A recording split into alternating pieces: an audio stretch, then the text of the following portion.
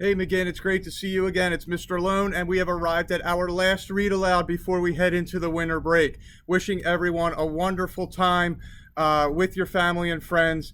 Have a great time celebrating all the various traditions that we bring into our homes. And then for today, for our last read aloud before the break, we are going to do a sequel to The Grinch Stole Christmas.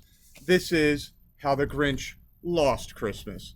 And be sure to check back for other holiday read alouds earlier this week that include other Christmas and Hanukkah focus. And I hope you enjoy those as well. Up high on Mount Crumpet, just north of the Who's, a Who just delivered the day's Whoville news.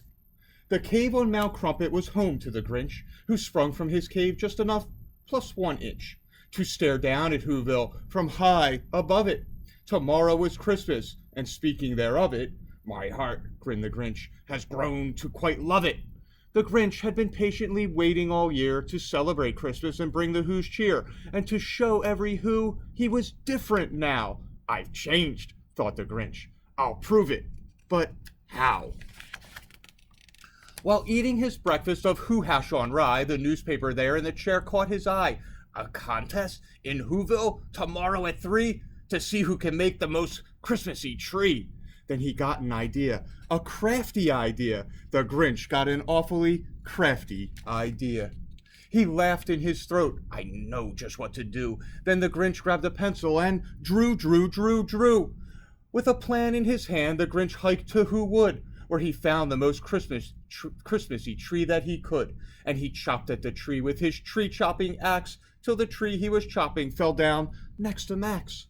Then they hiked their way home with the tree on their backs. Our cellar has all of the things we will use to start decorating our tree for the Who's. Grab ribbons, he shouted. Grab ribbons of bows. Grab plenty of these and a big pile of those. Bring everything reddish and everything greenish and every last colorful thing in betweenish. I'll win. He was Grinchishly humming. Then all of a sudden he heard someone coming. Now who could that be? The Grinch said with a sneer. He turned around fast, and then who should appear? Right there in the hallway stood Cindy Lou Who, the sweetest of all the Who's that he knew. Hello. Oh, hello, she exclaimed. I have something to ask. I do hope it isn't a bothersome task. I've come here to ask a small favor, you see, and if you have time, and could make one for me. The Grinch interrupted her tiny request. My dear, he replied, it would really be best to ask me tomorrow on Christmas, you see. Right now I must finish my prize-winning tree. Perhaps I can help you, sweet Cindy Lou said. But the Grinch simply patted the Who on her head. Then he shooed her outside and replied, don't be silly. Do run along home now before it gets chilly. Throughout the whole day and late into the night, he worked on that tree till that tree was just right. I've done it, he shouted. It's perfectly grand. I hope that it shows every Who in the land what wonderful Christmas spirit I found. I know in my heart that I'm sure to be crowned.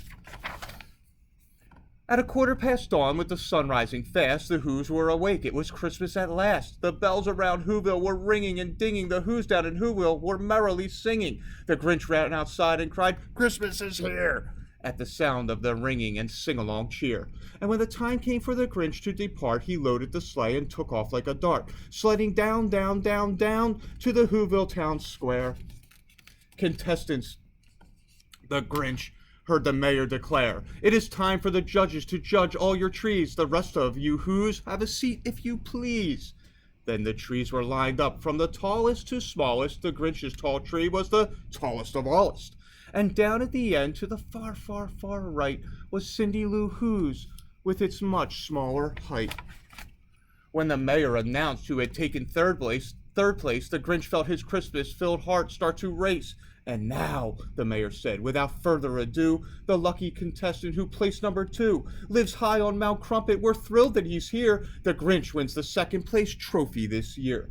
The Grinch felt a shock as his heart turned ice cold. He felt it start shrinking, and so it is told that there in the square all the Who's who were near it are certain they saw it, and sure they could hear it.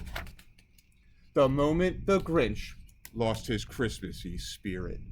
His arms started itching, his legs started twitching, then both of his eyes started twitching and itching. And that Christmas-filled heart, well, it shrunk down. "I've been robbed," the Grinch snarled, "and I'm through with this town."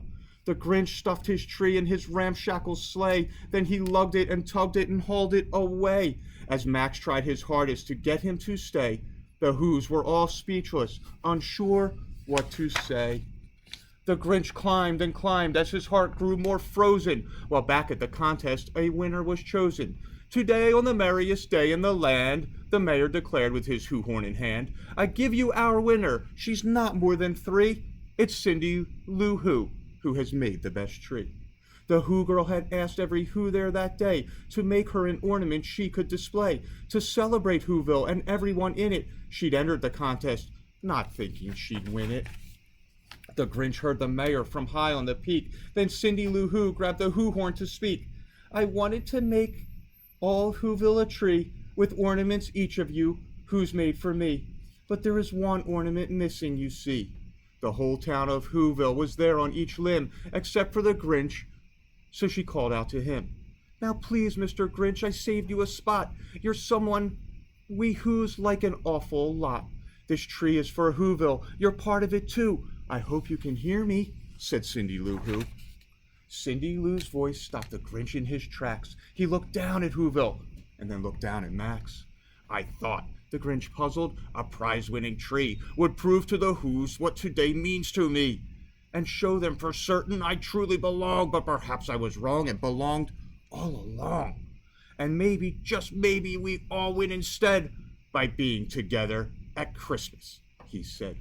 And there on Mount Crumpet, if you had been near it, you would have been able to see it and hear it. The moment his heart grew a few sizes more, to more than his heart had grown ever before. And what happened then? Well, in Whoville they say that the Grinch and his dog whizzed back down on that sleigh, and the Grinch placed his ornament on the small tree. Then he lifted it high so the whole town could see. The Who's all hoorayed, and they jumped to their feet as the Grinch grinned and said, "Now our tree is complete." Then the mayor declared, "We have one thing to do, to make it official for Cindy Lou Who.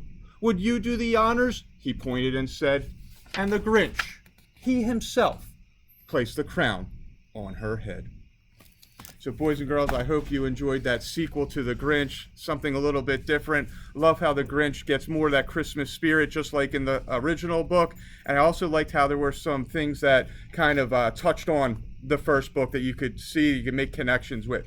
Again, have an amazing winter break. We'll see you back for more read alouds in 2025. Take care.